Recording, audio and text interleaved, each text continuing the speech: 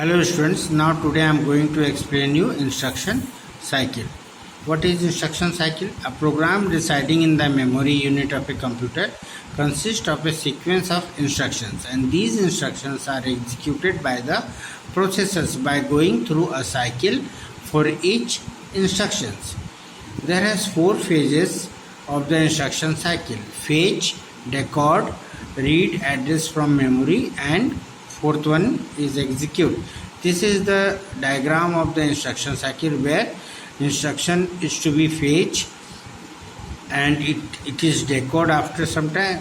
After fetching data from memory, it is decode, and after decoding it is read from address memory, and after reading it is execute the instruction, and this cycle is going one by one times. Okay, after completion of phase 4, that means execution of the instructions, the control goes back to the step 1, that is to fetch, decode and execute the next instructions. This process continues indefinitely unless a halt instruction is encountered. Okay, during fetch and decode operations, initially the program counter PC is loaded with the address of the first instruction in the program. The sequence counter SC is cleared to 0, providing a decoded time signal T0 after each clock pulse. AC, that is sequence counter, is incremented by 1 so that the timing signal goes through a sequence T0, T1, T2, and in this way it is incremented.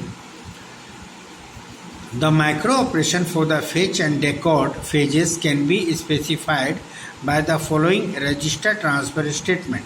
In T0, AR, that is address register, contains program counter. In T1, instruction register contains the address of memory, and program counter contains the PC plus 1, that is program counter plus 1.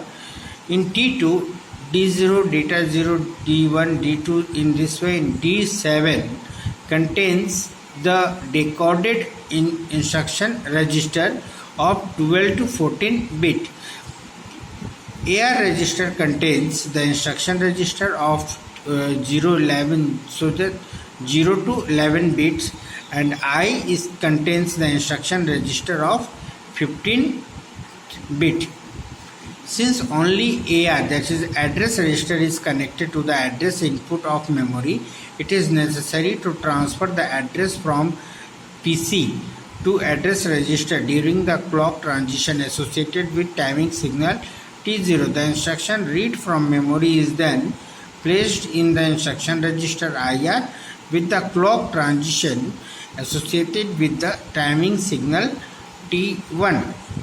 In fetch operations, the circuit comprises of various registers, memory unit, IO devices, control and timing unit, ALU, and common buses, where AR, that is address register, contains PC, program counter, instruction register contains memory address, and PC is incremented, that is PC plus 1. The instruction read from memory is then placed in the instruction register. Okay, in decode operations, the processor decode the instructions which is fetched from the memory, where I contains instruction register of 15th bit, decode register contains the instruction registers and which is in between 12 to 14 bit, and address registers contains instruction registers of 0 to 11 bit. In 0 to 11 bits in the instruction format are stored in the address register, and 12 to 14 bits are decoded, and in 15 bit I means direct or indirect address. In execute instructions, after decoding the instructions, the timing signal is active, and there are types of instructions, that is memory reference, register reference, IO reference. If D1 equals to 1 and IR 15, that is 15th bit equals to 0, that means the instruction is registered reference. If D is equals to 1 and IR is in 15th bit, which is in 1, that means the instruction register IO reference. If D equals to 0 and IR 15 bit equals to 0, that means the memory instruction is direct address instruction. If D equals to 0 and IR 15 equals to 1, that means memory reference instruction is indirect address instructions.